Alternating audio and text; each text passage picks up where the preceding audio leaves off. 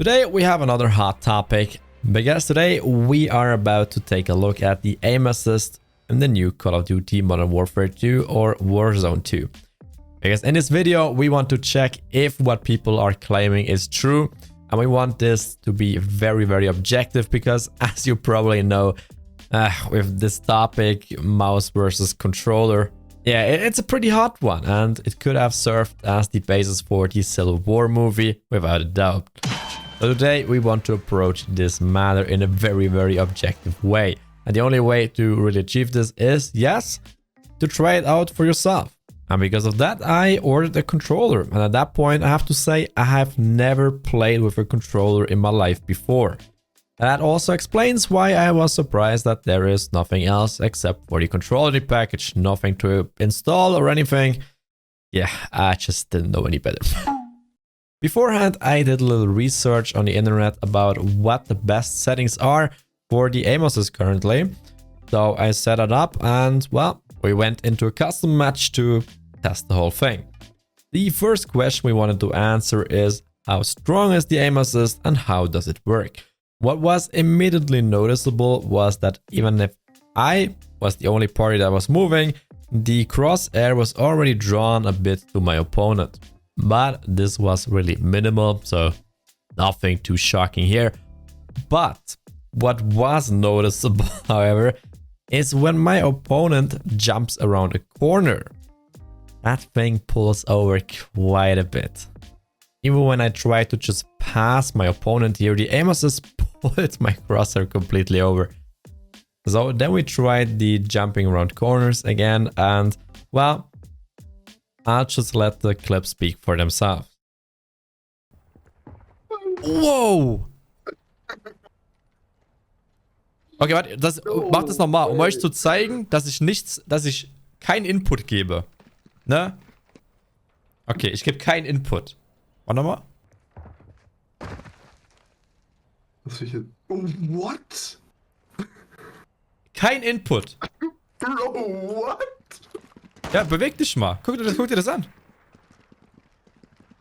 So that was a pretty intense experience. The trick here is that you always have to give a minimal movement input, but it can be really minimal. If you press yourself against the wall, you don't move at all, but as long as you have even the smallest input on the movement stick, you get the aim assist. It's only when you really take both hands off the controller that it stops doing anything. The next test was to use the aim stick. The idea was to aim at the opposite direction and see how strongly the aim assist would correct the aiming, even if I worked against it.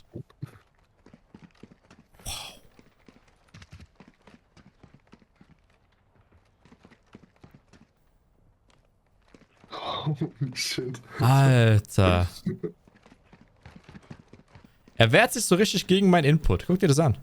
Aber sobald ich den Aim-Stick auch noch ein bisschen antippe, so Millimeter, so. Also ich mache wirklich einen Millimeter, wow, boom, rein. Also ganz wenig. Ich wusste, dass es Aim Assist gibt. Ich dachte so, ja, die Leute übertreiben, like, hört auf zu heulen. Aber, dude.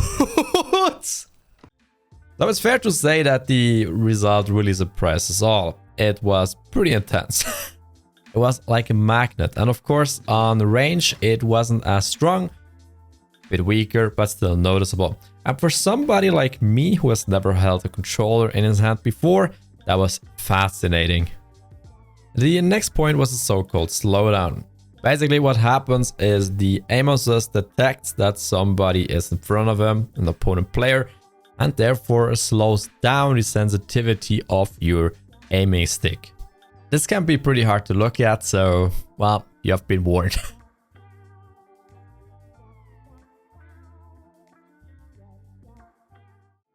So in conclusion, is the aim assist strong? Yeah, hey yeah. Now I have watched a lot of videos on how to set up the controller for best aim assist results, but I'm a controller noob. I'm sure there are better ways to get more out of it. But now, of course, to the whole discussion about mouse and keyboard versus controller. And usually you hear claims like, yeah, it has to be that way because, well, as PC player, you have your whole arm to aim. And that is usually used as an argument to well, everybody who can use their arm is automatically a god at aiming.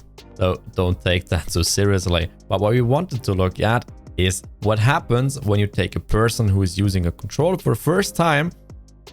Will he perform after a few rounds, or will he still suck? And then do the exact same thing with somebody who has never played on PC before and give him a mouse to play. And then compare who is adapting faster and better. So that's what we wanted to check. And for me as a controller noob, after a few rounds, the whole thing actually ran relatively smoothly. My problem was that I gave too much input. With the aim assist, it's like your opponent is a magnet and your crosshair gets drawn in there. But if you're not used to that yourself, you keep giving input because you want to correct certain mistakes. And I did that again and again, so I tried too hard to correct, and with that I tore my crosshair out of this magnetic field. So that was what I struggled with the most. You really have to learn how to work with the aim assist together in a synergy so that it works well. So basically you just have to let it do its thing and correct just a tiny bit. Don't go too harsh on it. You also have to take into account that the movement stick also has an influence on the aim assist. So sometimes it was even smarter to just move and not aim at all, just a tiny bit. And that was at least my experience. But the bottom line is that after a few games, I was able to put in a relatively reasonable performance. Of course, my movement was absolute garbage because I can't do that in time as well. I was mainly focused on aiming here. And as usual, we got some people to rage, so it can't have been that bad. And now to the other part. Now we turn the whole thing around. A controller player plays on mouse for the first time. And well, see how that goes. He was free to use whatever sense he wanted. I didn't interfere. So, roll clip.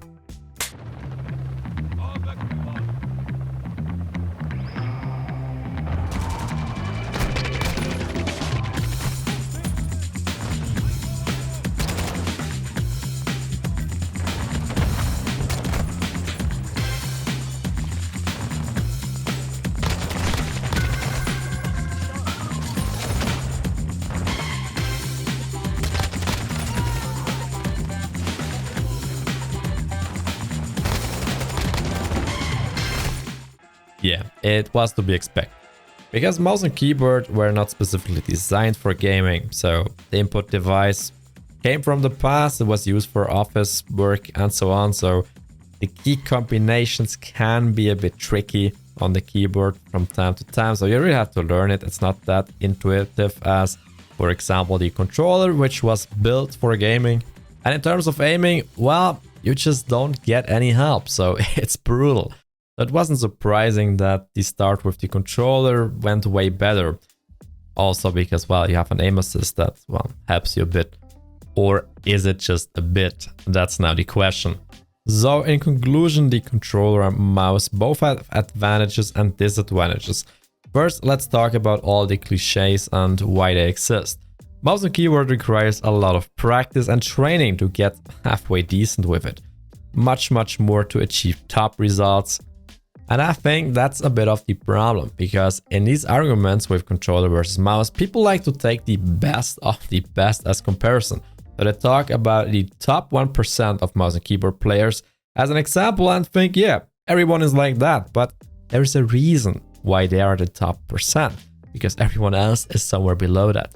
Meaning the distribution is relatively wide, and it's not that easy, especially in the beginning. It takes a lot of time to get in there because you have zero support.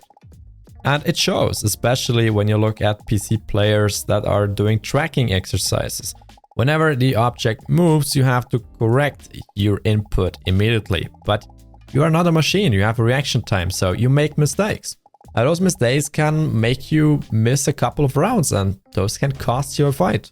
So in terms of tracking, PC players have a disadvantage. And before the first couple of people just type in, you just suck in the comments, in this exercise in the top 0.2%.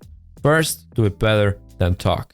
Now, with the controller, the distribution is less wide. That means you're relatively quickly on a good level with a controller, so in the middle field, but therefore it has its limits at the top, because you simply cannot achieve the same precision and speed with a stick as you can with a mouse.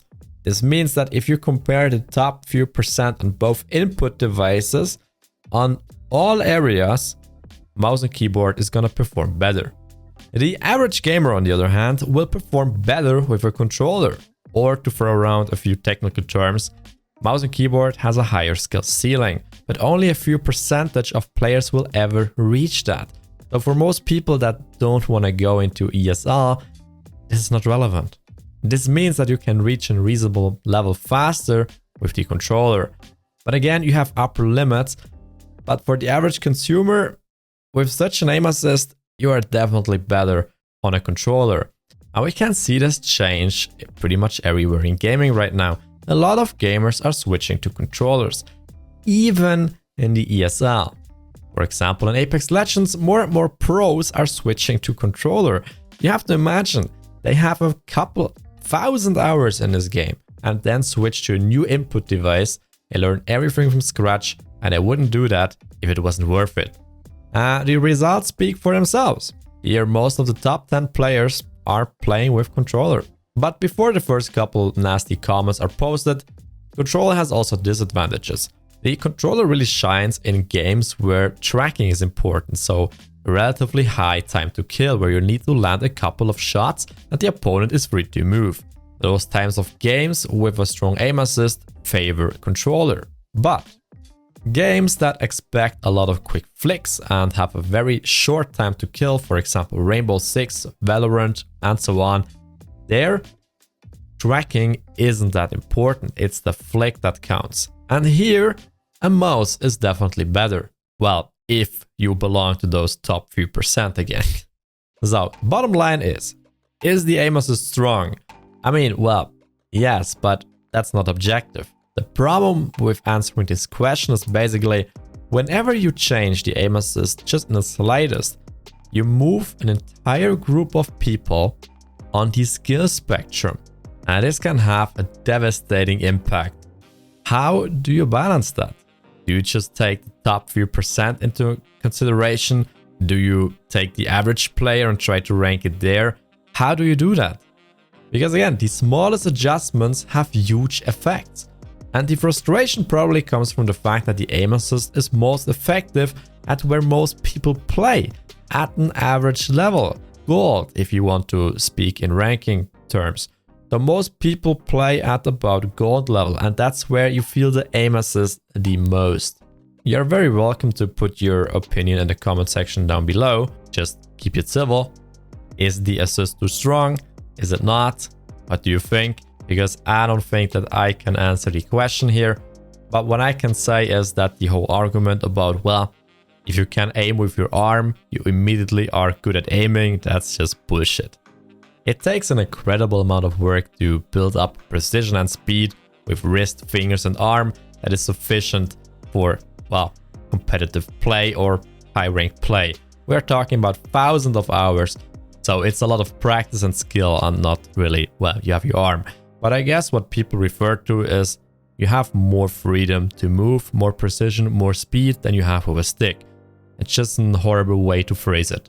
One thing I can say for certain, playing with a controller is pretty chill. The way you sit and just, you know, hang your chair, it's pretty nice, I gotta say. But I guess I'll stick to mouse and keyboard because most games I play can't be played with a controller. But again, what is your opinion? Let me know in the comment section down below. Like this video if you found it helpful or enjoyed it in any way. Subscribe for more. Und alle Deutschen unter euch, das hier englische Channel. Deutschen Channel gibt's auch. See you in the next one. Bye bye.